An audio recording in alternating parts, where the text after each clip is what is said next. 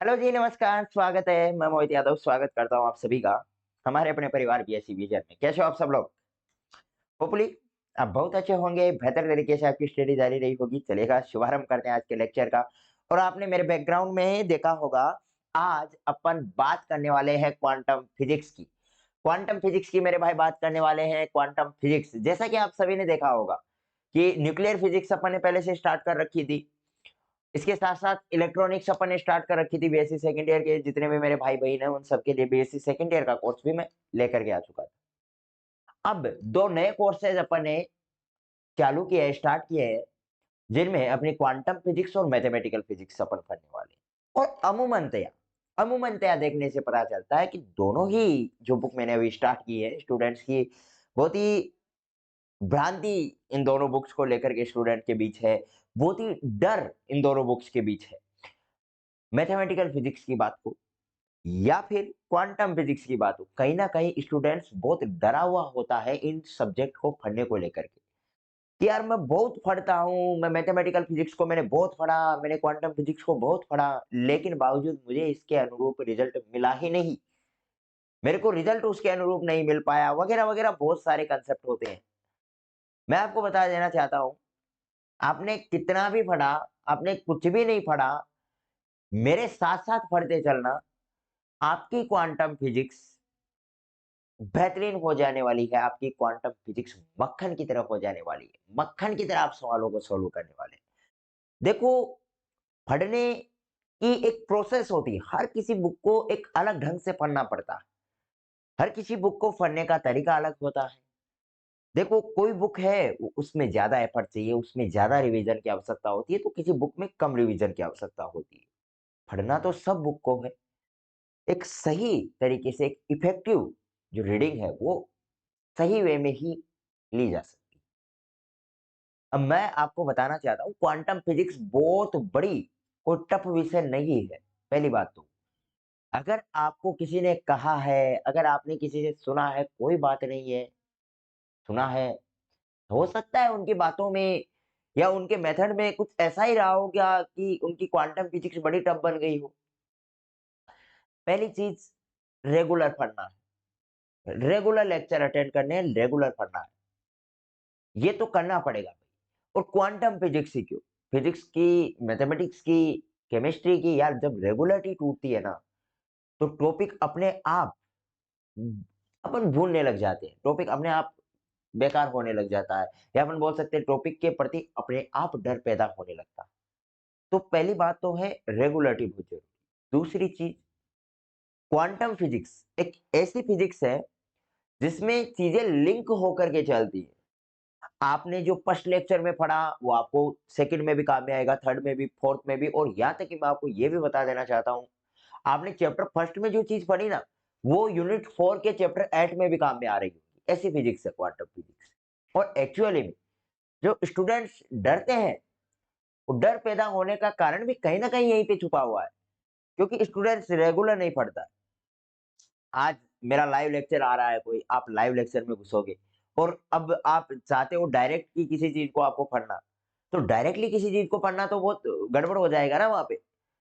तो वही वही कारण है क्वांटम फिजिक्स वहाँ पे टफ बन जाती है। अगर आप रेगुलरली पढ़ोगे, रेगुलरली लेक्चर्स को अटेंड करोगे, रेगुलरली उसका रिवीजन करोगे, तो क्वांटम फिजिक्स मैं बोल रहा हूँ मक्खन की तरह हो जाएगी, बहुत आसान हो जाएगी और बहुत इससे आपके नंबर भी बहुत शानदार आएँगे, आपकी परफॉर्मेंस बहुत बेटर रहने वाली है। तो इसलिए रेगुलरली दूसरी चीज़ है यार लेक्चर्स कितने समय के होंगे?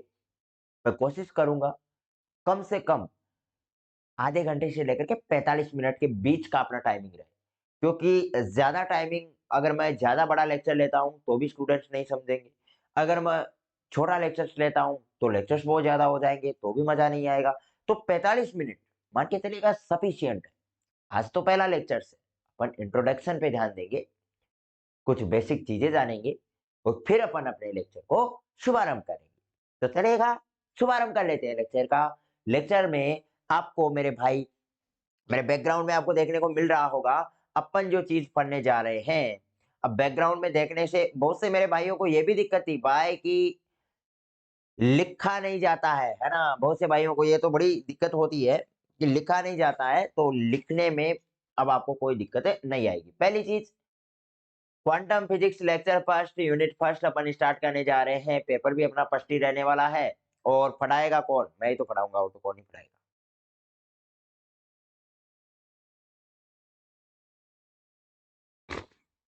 ओके, अब देखिएगा मेरे भाई, सुनना ध्यान से। अब देखिएगा, क्लासिकल फिजिक्स और क्वांटम फिजिक्स 2 चीज़ें आपको नज़र आ रही होंगी यहाँ पे। सुनना ध्यान से, हर एक चीज़ ध्यान से सुनिए। ये 1900 क्या है और ये दोनों क्या है? पहली बात तो ये दोनों फिजिक्स की ही 2 ब्रांच है। क्लासिकल फिजिक्स एक अलग पार्ट आता है जो अपन ने फर्स्ट ईयर में पढ़ लिया है। इसकी कोई दिक्कत नहीं है, इसे अपन को नहीं पढ़ना। क्वांटम फिजिक्स जो अपन स्टार्ट करने जा रहे हैं, लेकिन जिस बुक को अपन स्टार्ट करने जा रहे हैं, उस बुक के बारे में अपन को पता होना बहुत ज़रूरी है। अब देखो, अब बात ये आती है, पहला क्वेश्चन, और कई बार ये क्वेश्चन पूछा गया है, क्लासिकल फिजिक्स और क्वांटम फिजिक्स में क्या डिफरेंस होता है? कई बार ये क्वेश्चन पूछा जा चुका है, इसलिए मैं आपको बताना ज़रूरी समझूँगा। पहली बात मैं आपको बताना चाहूँगा, आपकी जो क्लासिकल फिजिक्स है और क्वांटम फिजिक्स है, इन दोनों में कई तरह से अपन डिफरेंस पैदा कर सकते हैं, कई तरह से इनका आंसर दे सकते हैं कि दोनों में क्या डिफरेंस है। देखो, पहला डिफरेंस तो ये है कि सन को लेकर के। यहाँ पे मैंने 1900 लिख रखा है, एग्जैक्ट सन आपको कहीं-कहीं पे 1905 भी देखने को मिलेगा। तो बहुत ज़्यादा ऐसे नहीं करना है कि यार सन में पता नहीं क्या, मेरे तो कन्फ्यूजन हो जाएगा वगैरह-वगैरह। सन यही है, 1900, 1905, आपको कहीं पे भी कॉम्पिटिशन में नहीं पूछने वाले, ठीक है? और कॉम्पिटिशन की तो अपन तैयारी भी नहीं करने वाले। अपन को तो यहाँ पे तो यही पूछेंगे कि क्लासिकल, जोर मार के ये क्वेश्चन पूछ लिया जाएगा, क्लासिकल फिजिक्स और क्वांटम फिजिक्स में क्या अंतर है, उसी के बारे में जानते हैं। तो देखो, एग्जैक्ट अपने जो बुक में दिया गया है वो यही दिया गया है, 1900 से पहले की जो फिजिक्स है। एक्चुअली में अपन 19वीं शताब्दी को आधार मानते हैं इसमें। 19वीं शताब्दी को आधार मान करके बोलते हैं कि 1900 से पहले की जो फिजिक्स है, उसको अपन ले लेते हैं क्लासिकल फिजिक्स में। यानी ये 1900 से पहले की जो पूर्व की जो फिजिक्स है, वो सारी की सारी फिजिक्स अपनी क्लासिकल फिजिक्स है। 1900 के बाद की जो सारी की सारी फिजिक्स है, वो अपनी क्वांटम फिजिक्स है। कई आधारों पे अपन इनको बाँट सकते हैं। जैसे पहली तो अपनी सन के आधार पर हो गई। दूसरी चीज़ है, क्लासिकल फिजिक्स में जो एनर्जी है, वो टेम्परेचर पर निर्भर करती है, जबकि क्वांटम फिजिक्स में जो एनर्जी होती है, वो आवर्ती पर निर्भर करती है। मैं क्या बोल रहा हूँ? क्वांटम फिजिक्स में एनर्जी आवर्ती पे, जबकि इसमें तापमान पर निर्भर करती है। ये भी एक अंतर हो जाता है। यहाँ पे आप प्रोपोर्शन साइन को हटाओगे, वोल्ट मास कांस्टेंट आ जाएगा केवीटी, और यहाँ पे प्रोपोर्शन साइन को हटाओगे, ये प्लांक कांस्टेंट आ जाएगा। क्या आ जाएगा मेरे भाई? Planck constant. और इधर ये क्या है? बोल्ट्जमान। बोल्ट्जमान। तो एक तो इनमें डिफरेंस ये हो गया एनर्जी के आधार पर। ध्यान से सुनना, सारी चीजें मैं लिख के लेकर के आया हूँ, कोई दिक्कत नहीं आने वाली समझने में। पहली बात तो ध्यान से सुनो। देखो, पहला डिफरेंस आप बोल सकते हो कि 1900 से पहले की जो फिजिक्स क्लासिकल फिजिक्स, 1900 से बाद की फिजिक्स क्वांटम। दूसरा डिफरेंस आप दे सकते हो कि देखो, क्लासिकल फिजिक्स में जो आपकी एनर्जी होती है, वो टेम्परेचर पर डिपेंडेंट होती है, वो टेम्परेचर पर निर्भर करती है, जबकि अपने क्वांटम फिजिक्स की जो एनर्जी होती है ना, वो आवर्ती पे निर्भर करती है। इनके कांस्टेंट साइन को हटाओगे, तो टेम्परेचर वाले में बोल्ट्जमान कांस्टेंट एक कांस्टेंट आ जाएगा जब प्रोपोर्शन साइन को हटाओगे। और जब आप फ्रीक्वेंसी में आप प्रोपोर्शन साइन को हटाओगे, तो एक कांस्टेंट प्राप्त होगा जिसे अपन प्लांक कांस्टेंट कहते हैं। अभी मैंने आपको बताया। अब मेरे भाई, दूसरी बात अपन करने जा रहे हैं। दूसरा बड़ा डिफरेंस क्या हो सकता है? सुनना, दूसरा बड़ा डिफरेंस भी अपन जानते हैं। देखो, दूसरा डिफरेंस ये हो सकता है, क्या हो सकता है बताओ मेरे को? दूसरा डिफरेंस ये हो सकता है कि इसमें जो पार्टिकल होते हैं, वो होते हैं बड़े। किसमें? क्लासिकल में। पार्टिकल का जो आकार होता है ना, वो क्या होता है? बड़ा होता है। जबकि इसमें जो पार्टिकल का जो आकार होता है, वो होता है छोटा। यानी अपनी जो फिजिक्स है पार्टिकल, उसमें पार्टिकल का आकार होता है वो बड़ा होता है, और क्लासिकल में क्या होता है? छोटा होता है। 1 मिनट आप थोड़ा वेट करो। मेरे यहाँ पे आज फर्स्ट क्लास है और बहुत दिन हो गए क्लास लिए, तो कुछ इसमें दिक्कत आ रही है। 1 मिनट, 1 मिनट का आप वेट करो भाई, ज़्यादा वेट नहीं करना आपको। 1 मिनट का आप वेट कीजिए, थोड़ा समय लगेगा। और समय, इसमें यार मैपिंग सही डिसाइड नहीं हुई। मॉनिटर सेकंड को पूरा ही काट रखा है क्या?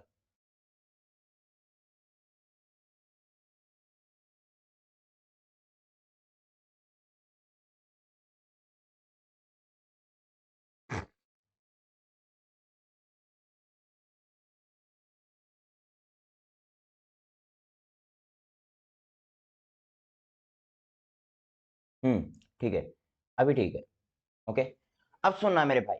तो मैंने क्या बताया, पार्टिकल के आकार को लेकर के बोल सकते हैं। अब देखो बड़ा आकार कितना, यहाँ पे मैंने एक लिखा आकार क्या होना चाहिए, बड़ा। और ये बड़ा कितना, मेरी बात तो यही आती है कि आकार बड़ा तो कितना बड़ा। भाई मेरे जितना, मेरे को देखो एक बार, आकार मेरे जितना चलेगा? बोले सर आप तो बहुत बड़े हो, इतना बड़ा भी नहीं। मेरे जितना बड़ा आकार चलेगा, आपके जितना बड़ा आकार चलेगा, इस पेन की साइज का आकार चलेगा। ये बड़ा कितना बड़ा, और इसमें पार्टिकल का आकार छोटा, मतलब छोटा कितना छोटा, ये तो बताओ आप। भाई आप कह रहे हो बड़ा आकार, तो कितना बड़ा हो सकता है वो आकार, और आप कह रहे हो छोटा आकार, तो वो छोटा आकार कितना का आकार हो सकता है। तो देखो बड़ा आकार का मतलब अपन बोल सकते हैं कि जिन चीजों को अपन आंखों से देख सके। मैं आपको आंखों से देख पा रहा हूं क्या? बोले नहीं। आप कैमरे को देख पा रहे हो, हमें नहीं देख पा रहे हो, आपको भी देख सकता हो। आप इलेक्ट्रॉन प्रोटॉन थोड़ी हो, आप सूक्ष्म कण थोड़ी हो। भाई इस पेन को मैं आंखों से देख पा रहा हूं, तो इसका मतलब ये, इसका जो भी अध्ययन करूंगा वो क्लासिकल फिजिक्स के अंदर में करूंगा, क्लासिकल फिजिक्स में करूंगा, क्योंकि मैं इसे नग्न आंखों से देख पा रहा हूँ। ये पेन है, ये लैपटॉप है, ये स्क्रीन है, ये कैमरा है, ये यहाँ पे ये दूसरा पेन पड़ा हुआ है, ये यहाँ पे कुछ प्लास पड़ा हुआ है। तो सब चीजें जिनको मैं नग्न आंखों से देख सकता हूँ, वो सारी चीजें क्लासिकल फिजिक्स के अंडर में आती है, या अपन बोल सकते हैं इनका आकार स्थूल होता है, वो सारी क्लासिकल फिजिक्स के अंडर में आती है। छोटा आकार, मैंने कहा क्वांटम में, क्वांटम की बात कर रहे हैं ना भाई, तो क्वांटम में मैंने कहा कि छोटा आकार, छोटा आकार मतलब कितना छोटा, कैसा छोटा, व्हाट इज दिस। देखो छोटा आकार का मतलब है, आपने पढ़ा होगा प्रोटॉन, न्यूट्रॉन, इलेक्ट्रॉन, और अगर आप मेरी न्यूक्लियर फिजिक्स पढ़ चुके हो तो पायोन, कायोन, ईटा, जो कि सूक्ष्मतम पार्टिकल्स के बारे में अपन ने जाना। मेरे भाई आप ये बताओ, ये जो मेरा पेन है वो छोटे-छोटे कई अणुओं से मिलकर के बना हुआ है, कई यौगिक हैं, फिर वो अणु हैं, अणुओं के बाद वो परमाणु, कई परमाणुओं से मिलकर के बना होता है, और परमाणु के अंदर भी जाएँगे, परमाणु, अणु, इनको अपन नग्न आँखों से थोड़ी देख सकते हैं, बहुत सूक्ष्मतम होते हैं। एटम को आप नग्न आँखों से थोड़ी देख सकते हैं।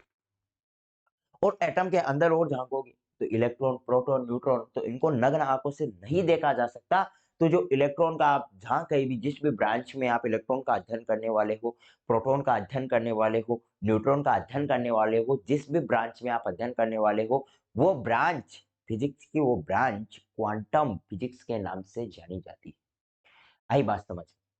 कोई बात आई क्या आपके समझ में? यानी जिस भी ब्रांच में अपन ऐसे पार्टिकल्स का अध्ययन करें जो अपने को आंखों से दिखाई ना दे, आंखों से ओझल हो जाए, प्यार अंधा होता है, सुना होगा आपने। और इसे प्यार का अध्ययन क्लासिकल फिजिक्स में करेंगे या क्वांटम में, बताओ मेरे को। ये बड़ा एक कॉमन सा क्वेश्चन और मेरे माइंड में आ गया। बताओ प्यार अंधा होता है, आप सबने सुना होगा, बोले प्यार तो अंधा होता है।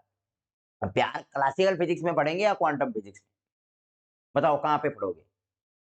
हाँ? देखो, प्यार को ना ही तो क्लासिकल में पढ़ पाएँगे, ना ही क्वांटम में पढ़ पाएँगे, और अपन साइंस वाले हैं। एज़्यूम कर सकते हैं कि हाँ, होगा। माना कि प्यार अक्स है, तो हो सकता है कि प्यार अक्स प्लस 10 भी हो जाए आने वाले 10 वर्ष के बाद। तो अपन तो एज़्यूम कर सकते हैं, तो मतलब प्यार का अध्ययन नहीं है भाई। तो ऐसा मत कह देना बोले प्यार कहाँ पे है ना? क्वांटम फिजिक्स नहीं। कुछ भाई बोल दिए होंगे, बोले प्यार तो अंधा होता है, वो तो दिखता नहीं है, इसका मतलब दिखता नहीं है, तो क्लासिकल फिजिक्स तो नहीं होगा, क्वांटम होगा। नहीं, प्यार में तो अपन अध्ययन ही नहीं करते, अपन साइंस वाले हैं, बस एज्यूम कर सकते हैं, बाकी प्यार का अध्ययन नहीं कर सकते। अब सुनना ध्यान से, अब मेरे भाई बात करते हैं और क्या इनमें डिफरेंस हो सकता है उनके बारे में। तीसरा डिफरेंस मैं बोल सकता हूँ, तीसरा डिफरेंस मैं बोल सकता हूँ इनमें कि इसकी जो एनर्जी, एनर्जी के बारे में बता दिया मैंने, ठीक है। तीसरा डिफरेंस मैं बोल सकता हूँ कि जो इसकी जो वेलोसिटी होती है, वो पार्टिकल की जो वेलोसिटी होती है वो बहुत बहुत कम होती है प्रकाश की वेलोसिटी से। और प्रकाश की वेलोसिटी 3 × 10⁸ मीटर पर सेकंड, मतलब 1 सेकंड में इतनी दूरी तय करता है प्रकाश। और आप बताओ भाई, क्लासिकल फिजिक्स में अपन अध्ययन किसका कर रहे हैं? मेरा, आपका, प्लेन का, बाइक का, आपकी R15 का, ठीक है, एरोप्लेन का, सबका, उनका अध्ययन कर रहे हैं। भाई आपकी R15 हो या फाइटर जेट हो, रॉयल इनफील्ड हो या बुलेट, सेम ही बात हो गई, ठीक है। या फिर मैं बोल रहा हूं कि कोई भी हो भाई, आपकी तेज रफ्तार से चलने वाली फरारी हो या फिर BMW हो, ऑडी हो या फॉर्च्यूनर हो, कैसी भी बुक, अरे बुक नहीं, कैसी भी कार ले आइए मेरे भाई, प्रकाश की वेलोसिटी नहीं, मतलब अपन कहते हैं ना, उसकी वैल्यू तूतड़े जितनी नहीं है। तूतड़े की कोई वैल्यू नहीं होती बाजरे में। बाजरा निकल जाता है, पशुओं के लिए चारा मिल जाता है, उसके बाद तूतड़े को जला दिया जाता है, मतलब तूतड़े की कोई वैल्यू नहीं है। अपन कहते हैं ना कभी कभार किसी दोस्त को, भाई तेरी वैल्यू तूतड़े जितनी नहीं है मेरे जीवन में, है ना? तू अपने आप को सोचता होगा तेरे बिना मेरा क्या होगा, तेरे बिना ही काम चल रहा होगा, नहीं, तेरी वैल्यू तो तूतड़े जितनी नहीं है। तो ठीक इसी प्रकार से अपन बात करें प्रकाश के सामने अपनी वेलोसिटी की, तो तूतड़े जितनी नहीं है। कितनी नहीं है? तूतड़े जितनी नहीं है। तो सेम वही है कि क्लासिकल फिजिक्स में जो प्रकाश की वेलोसिटी है बहुत ज्यादा होती है यार। तो अपनी वेलोसिटी, प्रकाश की वेलोसिटी जो बहुत ज्यादा कम होती है, और कितनी कम है, ठीक है, समझ गए? तूतड़े जितनी नहीं। दूसरी यहाँ पे जो वेलोसिटी ऑफ पार्टिकल है वो प्रकाश की वेलोसिटी के लगभग बराबर होती है। जो वेलोसिटी ऑफ पार्टिकल होगा ना, वो प्रकाश की वेलोसिटी के लगभग बराबर होगा। तो ये कई डिफरेंस अपन देख चुके हैं मेरे भाई। होपफुली, आशा करता हूं आपको ये चीजें समझ में आई होंगी। क्वांटम फिजिक्स बहुत मजेदार तरीके से आप पढ़ने वाले हो, बहुत मजेदार तरीके से। अभी तो मेरी जुकाम लग रही है ना? नहीं तो और मजेदार तरीके से, ठीक है। अभी आपको लग रहा होगा, थोड़ा लो फील हो रहा होगा, इतना आवाज नहीं आ रही है, वो मतलब क्लास में एनर्जेटिक माहौल नहीं है भाई साहब। गला बैठा हुआ है इधर, आपको एनर्जेटिक माहौल चाहिए, इधर गला बैठा हुआ है, गले में वो दादरा बैठ गया, दादरा, ठीक है, दादरा। अब सुनिएगा, चाहता हूं कि आपको ये चीजें एक ही बार में क्लियर हो जाए। अब सुनना मेरे भाई, जो चीजें मैंने बताई वो की वो यहाँ पे लिखी हुई है नोट्स वाइज, और जो कि पीडीएफ आपको व्हाट्सएप चैनल पे मिल जाने वाला। चिरसम्मत भौतिकी और क्वांटम भौतिकी में अंतर बताइए। क्वेश्चन क्या पूछा जाएगा? क्वेश्चन क्या पूछा जाएगा बेडू? चिरसम्मत भौतिकी और क्वांटम भौतिकी में अंतर स्पष्ट कीजिए। What is difference between classical physics and quantum physics? This is my English language. Okay, अब सुनना, सुनना मेरे भाई, ध्यान से सुनना, इधर इधर बीच। अब सुनना, पहली बात तो मैंने आपको बताया था कि चिरसम्मत भौतिकी में ऊर्जा टेम्परेचर पे निर्भर करती है, जबकि अपनी क्वांटम फिजिक्स या क्या बोलूं, क्वांटम फिजिक्स तो क्वांटम फिजिक्स ही बोलूंगा ना भाई। तो क्वांटम फिजिक्स में जो एनर्जी होती है वो आवर्ती पे निर्भर करती है, जो कि मैंने आपको बताया है। टेम्परेचर को आपने इस प्रोपोर्शन साइन को हटाया तो के भी आया, जो कि क्या है आपका बोल्ट्जमान कांस्टेंट है, ठीक है। और यहाँ पे ये आवर्ती पे निर्भर कर रहा है तो एच आया, जो कि क्या है आपका प्लांक कांस्टेंट, ठीक है। पहला अंतर तो ये हो गया, दूसरा अंतर छिप गया। नहीं भाई, नहीं छिपने देंगे, कहां जाएगा तू? दूसरा अंतर अब मेरे भाई देखते हैं, चिरसम्मत भौतिकी में कण का आकार बड़ा या स्थूल होता है। मेरी बात आप समझ तो पा रहे हो? चिरसम्मत भौतिकी में कण का आकार बड़ा या स्थूल होता है, और बड़ा कितना? जैसे गेंद, फुटबॉल, तारे इत्यादि, ये सब चीजें हैं जो अपन आंखों से देख सकते हैं। मार मार के फुटबॉल बनाई दे तेरी, सुना होगा। तो जब वो मार मार के फुटबॉल बना देगा ना, तो भी आप कहोगे भाई, मारने से पहले भी मैं चिरसम्मत भौतिकी में आ रहा था। जब तूने मेरी पिटाई की, जब तूने मेरे को धोया, और जब मार मार के तूने मेरी फुटबॉल बनाई दी, तब भी मेरा अध्ययन तो क्लासिकल फिजिक्स में किया जाता। तो यहाँ पे आप क्लासिकल फिजिक्स में हो अभी। अब क्वांटम भौतिकी में कण का आकार सूक्ष्म होता है। बोले कितना सूक्ष्म? भाई देख लो, प्रोटॉन, न्यूट्रॉन, इलेक्ट्रॉन, देखा तो नहीं, पढ़ा बहुत है इनके बारे में। देखा तो नहीं है लेकिन पढ़ा बहुत। तो ये सब चीजें अपने किसमें आएंगी? क्वांटम। तिरसमत भौतिकी में कण का वेग प्रकाश के वेग से बहुत कम और इधर बीच लगभग बराबर। ठीक है, और क्या रह गया? हाँ, अब एक दूसरा सिद्धांत, एक दूसरी चीज आई। बोले अगर कण का आकार कैसा हो? बड़ा, मेरे जितना बड़ा या फिर उससे भी बड़ा। ठीक है, कण का आकार बड़ा हो और प्रकाश की वेलोसिटी, यानी कण की जो वेलोसिटी है वो प्रकाश की वेलोसिटी के बराबर हो, ये तो भाई साहब दिमाग खराब करने वाली बात हो जाएगी। मतलब ना इधर का ना इधर का। अपन कहते हैं ना, एक पार्टी चूज कर ले, या तो इसकी तरफ हो जा या मेरी तरफ हो जा, दोनों तरफ नहीं चलेगा, एक तरफ।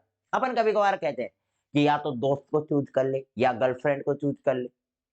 बोलते हैं ना, दोस्त से एक ही गर्लफ्रेंड, अगले बंदे को फिक्स पता होता है दोस्त को कि चूजेगा वही जो इसकी लाइफ का सत्यानाश करेगा। कौन करेगा लाइफ का सत्यानाश? वो आपको पता होगा। चलेगा, बात ये करते हैं कि यहाँ पे भी यही हुआ। कोई वैज्ञानिक आया होगा, उसने पूछा होगा, भाई चलो मान लिया आपका डिफरेंस मैंने मान लिया, एक बात बताओ, कोई ऐसा पार्टिकल आ गया या फिर मैं कुछ ऐसा फ्रेम डिजाइन कर दूं जिसमें आपके जो पार्टिकल की वेलोसिटी है वो लाइट ऑफ वेलोसिटी के इक्वल कर दूं, प्रकाश के वेग के इक्वल कर दूं, तो उस कंडीशन में आप मुझे बताइए, उस कंडीशन में मुझे आप बताइए, कण बड़ा है, आपको आंखों से दिखाई पड़ रहा है और उसका वेग भी प्रकाश के वेग के बराबर है। अब बताओ आप उसका अध्ययन किधर विच करोगे? तो यार, तो ये तो बड़ी दिक्कत वाली बात हो गई यार। ना तो ये क्लासिकल में रहा, ना ये क्वांटम में रहा। भाई यहाँ पे तीसरा ऑप्शन कहां से लाए? अगर अपन कोई फॉर्म भरने जाते हैं तो तीन चीजें पूछ लेता अगला, मेल फीमेल, और दोनों नहीं हो तो तीसरा ऑप्शन भी देता है, इधर विच नहीं है। तो फिर एंट्री होती है आइंस्टीन जी की। बोले ओ हेलो, अभी जिंदा हूं मैं, ठीक है, अभी जिंदा हूं। और आइंस्टीन जी आकर के ये बात बोलते हैं कि देखो, इसके लिए मैं थ्योरी देने जा रहा हूं। आप बोल रहे हो ना क्या क्या, ये चीजें बकवास करने की बात नहीं है और इसमें शर्माने वाली बात नहीं है, आप मुझे बताओ बात क्या है। तो जब उन्होंने बात बताई, भाई साहब ऐसा पार्टिकल आ जाए, ये बोल रहे हैं, तो ऐसा पार्टिकल आ जाए तो मैं थ्योरी दे रहा हूं। और फिर उन्होंने थ्योरी दी थी special theory of relativity. Special theory of relativity, आपेक्षिकता का विशिष्ट सिद्धांत। और उस थ्योरी में ऐसे पार्टिकल्स का अध्ययन किया जाता है जो कि ना क्लासिकल के हैं ना क्वांटम के। तो ऐसे पार्टिकल का अध्ययन अपने एसटीआर, जिसको शॉर्ट रूप में अपन बोलते हैं ना एसटीआर, तो एसटीआर में से पार्टिकल का अध्ययन कर लिया जाता है। अब बात करते हैं प्लांक की परिकल्पना। भाई साहब इस पीडीएफ में तो, एक मिनट, पीडीएफ का सत्यानाश हो रखा है इधर।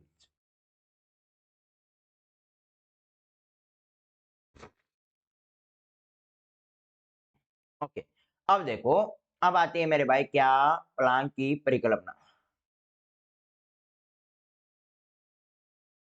ये क्या आ गई आपकी? प्लांक की परिकल्पना आ गई।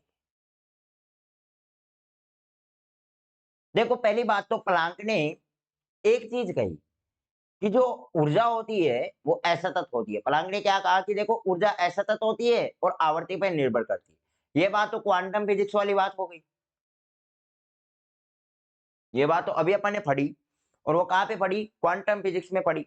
और तो ये बात तो क्वांटम फिजिक्स वाली बात हो गई। प्लांक ने कहा, लेकिन एक बात और कही, देखो ऊर्जा आवर्ती पे निर्भर करती है, ये बात प्लांक ने कही थी।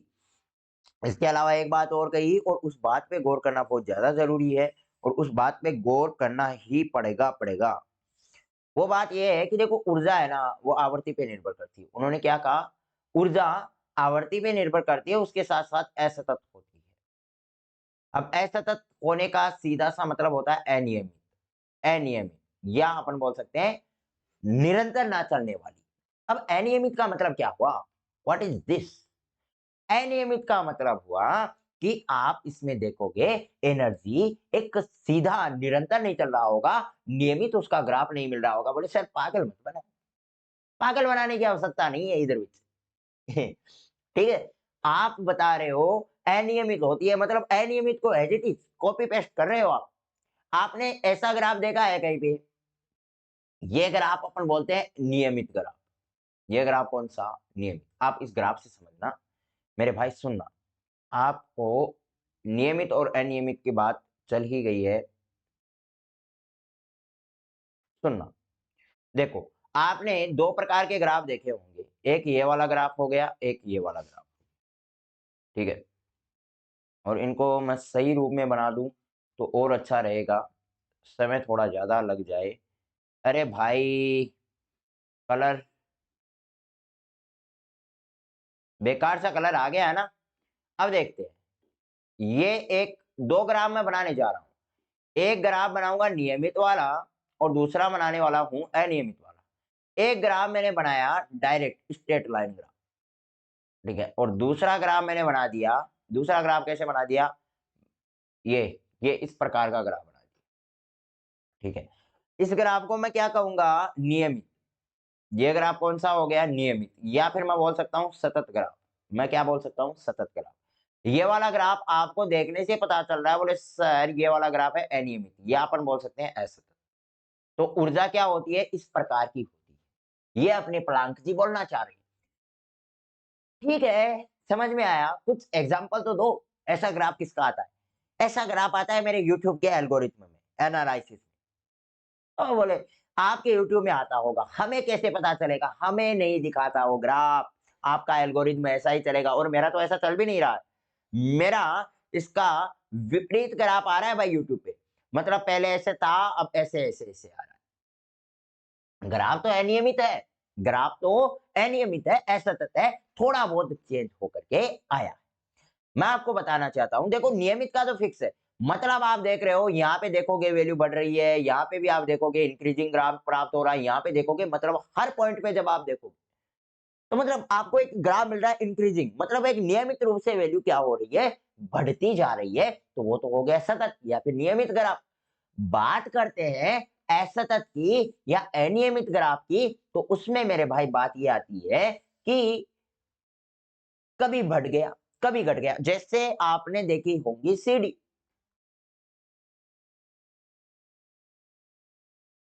ये तो देखी होंगी। अब ये सीढ़ी का जो ग्राफ होता है ना, वो असतत होता है मेरे भाई। ये वाला ग्राफ होता है, वो क्या होता है? असतत। कैसे? कैसे? आप पहले चले, कुछ समय के लिए आपका ग्राफ इंक्रीज हुआ, और कितना इंक्रीज? भयंकर तरीके वाला इंक्रीज। लेकिन फिर कुछ समय, कुछ यहाँ वाले इस वाले पॉइंट पे आप देखोगे, तो यहाँ पे तो ग्राफ बिल्कुल एकदम सतत आ रहा है। इस वाले एरिया में ग्राफ एकदम क्या आ रहा है? ना बढ़ रहा है, ना घट रहा है, एकदम कांस्टेंट वैल्यू आ रही है। फिर अगले वाले पॉइंट पे आप देखोगे ग्राफ इंक्रीजिंग आएगा। इस वाले एरिया तक ग्राफ क्या आ रहा है भाई? इस वाले एरिया तक ग्राफ क्या कर रहा है? इंक्रीज कर रहा है। इस वाले एरिया तक ग्राफ क्या कर रहा है मेरे भाई? इंक्रीज कर रहा है। फिर आप देखोगे वापस सतत हो गया। फिर आप देखोगे इंक्रीज कर रहा है। मतलब ये ग्राफ क्या हो गया? अनियमित ग्राफ हो गया। कभी बढ़ रहा है, कभी क्या हो रहा है? कांस्टेंट हो रहा है। फिर कभी बढ़ रहा है, फिर कभी कांस्टेंट हो रहा है। तो ये बात कही थी अपने प्लांक जी ने कि देखो ऊर्जा होती है ना, वो असतत होती है। आपके सीडी का ग्राफ देख लो, या मेरे वाला। प्लांक जी ने उस वक़्त ये सोचा होगा कि मोहित जब यूट्यूब चैनल चलाएगा, तो उसका ग्राफ भी क्या आएगा? असतत आएगा। मतलब ऐसा नहीं है कि एकदम ऐसे, होना यूँ चाहिए कि एकदम ऐसे पूँछ उठा रखी हो, एकदम इंक्रीजिंग, ठीक है? लेकिन हुआ क्या? पहले था, फिर कोई वीडियो चल गया, और चलने का मतलब 10-20 व्यू आ गए, ठीक है? तो कोई वीडियो चल गया, तो उसका ग्राफ ऐसे दिखाई देगा मेरे को, 20 व्यू में तो वो मेरे वाला ग्राफ ऐसे। मतलब 20 व्यू में अगला यूट्यूब वाला मेरे को चाहता है कि ये 20 व्यू में खुश हो जाएगा, अगर आपको ऐसे दिखा देगा। फिर एक वीडियो डाला, पता चला 1 दिन हो गया, 2-3 व्यू आए, तो वो ग्राफ क्या हो जाएगा? एकदम से डिक्रीज़। मतलब बात मेरे यूट्यूब के ग्राफ की नहीं है मेरे भाई, वहाँ पे माइंड मत लगाना। बात अपनी ऊर्जा असतत होती है, तो वर्ड असतत का मीनिंग क्या होता है? वो, ठीक है, आपको समझ में आया होगा। दूसरी बात अपन ने कही, एक बात अपन ने क्या कही कि एनर्जी होती है वो आवर्ती पे निर्भर करती है। तो आपको पता होगा एनर्जी के इस प्रोपोर्शन साइन को हटाओगे कांस्टेंट आएगा और उस कांस्टेंट को नाम देते हैं अपन प्लांक कांस्टेंट। तो ये वाली मैथमेटिकल इक्वेशन है और क्या ही इक्वेशन है। और इस प्लांक कांस्टेंट का भी वैल्यू होता है 6.67 इंटू 10 की पावर -34 जूल सेकेंड। ये अपने इससे प्लांक कांस्टेंट का वैल्यू होता है जो कि अपने किसने बताया था भाई, प्लांक जी ने बताया था, जो कि मैंने यहाँ पे लिख भी रखा है 6.6 इंटू 10 की पावर माइनस का 34 joule second. E equal to h nu संभव ऊर्जा है, अतः ऊर्जा, अब सुनना, न्यूनतम संभव ऊर्जा है E equal to h nu, न्यूनतम, यहाँ पे एक शब्द लिखना भूल गया मैं, न्यूनतम संभव ऊर्जा है, ठीक है। तो अतः संभव ऊर्जा क्या होगी, देखो न्यूनतम का मतलब न्यूनतम संभव ऊर्जा इतनी होगी E इक्वल टू एच। अधिकतम कितनी हो सकती है मेरे भाई, E इक्वल टू जो एच न्यू आपने कैलकुलेशन निकाली वो E equal to h nu एकदम न्यूनतम संभव ऊर्जा है। न्यूनतम संभव ऊर्जा की मिनिमम तो इतनी होगी ही होगी, फिर मैक्सिमम कितनी हो पाएगी, तो मैक्सिमम हो पाने का सीधा सा आंसर है ई एन पार्टिकल्स के लिए, और एन का वैल्यू जितना चाहिए 0 से लेकर के इंफिनिटी तक आप ले सकते हो, ठीक है। तो होपफुली आपको प्लांक की परिकल्पना, आपको क्लासिकल फिजिक्स और क्वांटम फिजिक्स में अंतर, ये सब कुछ चीजें समझ में आ गई होंगी। Thank you for watching full lecture. और आज का अपना ये पहला लेक्चर था, तो पहले लेक्चर में बातें ज्यादा, इंट्रोडक्शन ज्यादा, अपनी सब्जेक्ट का इंट्रोडक्शन ज्यादा होता है, और पढ़ाई पढ़ाई कम थोड़ी होती है, पागल हो क्या, 2 टॉपिक पढ़ा दिए और क्या चाहते हो, इतना ही पढ़ाऊंगा, हर दिन इतना ही पढ़ाऊंगा, हंसते हुए मुस्कुराते हुए, और बहुत ही शानदार तरीके से आपको पढ़ना है। कम पढ़ेंगे लेकिन जो पढ़ेंगे वो इफेक्टिवली पढ़ेंगे, पढ़ेंगे ऐसा कि अपन को काम आए, पढ़ेंगे ऐसा कि मजा आए, मैं बोलता हूं ऐसा ही पढ़ेंगे। और मेरे भाई दूसरी चीज आपको बताता हूं, क्वांटम फिजिक्स में ना, अब क्वांटम की बात मत करो, किसी भी फिजिक्स में थोड़ा बहुत दिमाग लगाए ना तो काम बनता है, थोड़ा बहुत कंसेप्ट लगाने पे काम बनता है। मुझे एक स्टोरी इस पे याद आ गई कि एक बार कोई आदमी, और वो आदमी बेचारा बहुत ही भोला-ढोला आदमी था। भोला-ढोला समझते हो? मतलब इतना भोला कि उसको ना ही तो खुद का नाम याद रहता था, ना ही किसी मालिक का नाम याद रहता था, और ना ही किसी भी चीज़ का नाम याद नहीं होता था। एक बार बताओ, पुनः भूल जाता था, आप दोबारा बताओ, भूल जाता था। तो फिर अब यार ऐसे आदमी को क्या काम दिया जाए, नौकरी के लिए गया, तो मालिक ने उसे ऊँट चराने का काम दे दिया। भई तेरे लिए ऊँट चराने में किसका नाम याद रखना है? ऊँट को चरा लेना, वापस ले आना, बस इतना काम है। वैसे सिंसियर आदमी था लेकिन नाम याद नहीं रहता था, वो तो वो क्या कर ले उसका। तो ऊँट चराने का उसको काम दे दिया गया। अब जब वो एक दिन ऊँट चराने गया, तो हुआ यूँ कि ऊँट भाग गए। 2 इधर भग गए, 2 इधर भग गए, 2 सामने भग गए, 2 पीछे भग गए। अब बेचारे की पकड़ में नहीं है। अब सामने से कोई आदमी आ रहा था लेकिन उसको तो पता भी नहीं है, ना तो अपने मालिक का नाम याद है, ना उन ऊँटों का नाम याद है कि इनको बोलते क्या है। अब सामने से आदमी आ रहा था और उसको ये कहना था कि देखो ऊँट भग गए हैं, मेरे पकड़ में नहीं आ रहे हैं, इसलिए मालिक को जाकर के वो कह दे कि ऊँट भग गए हैं, उसके पकड़ में नहीं आ रहे हैं, उनको पकड़ने के खातिर कोई दूसरा व्यक्ति भेजा जाए। लेकिन अब बेचारे को नाम याद नहीं है। लेकिन फिर उसने क्या किया, थोड़ा बहुत लॉजिक लगाया। उसने क्या किया, एक झोली ली और झोली में और ऊँट के मिंगने ले लिए। क्या ले लिए? ऊँट के मिंगने ले लिए, और फिर उनको दिखाते हुए वो बोलता है कि देखो, देखो सा जका के रहरिया में, देखो बहुत ही प्यारी लाइन बोली थी, ध्यान से सुना कि जका के रहरिया में बन खेजो थे। मारवाड़ी में उसने कहा कि जका के रहरिया में बन खेजो थे, बाका भाज गया भेजा क्या रह गया है। तो आदमी ना थोड़ा बहुत लॉजिक लगाए ना तब बनता है। तो इस प्रकार से अपन को भी, ऊँट तो है नहीं अपने पास, तो कांसेप्ट हैं, इक्वेशंस हैं, सॉल्यूशंस हैं, क्वेश्चंस हैं, उनके आंसर्स हैं, तो उनमें वही लॉजिक लगाना है। ठीक है? मेरे भाई अभी मैं आपसे विदा लेता हूँ, समय हमें इससे ज़्यादा मोहलत नहीं देगा। मिलते हैं नेक्स्ट क्लास में, तब तक के लिए हँसते रहिएगा, मुस्कुराते रहिएगा, फिजिक्स को दमदार बनाने का प्रयास करते रहिएगा। Bye bye, have a nice day.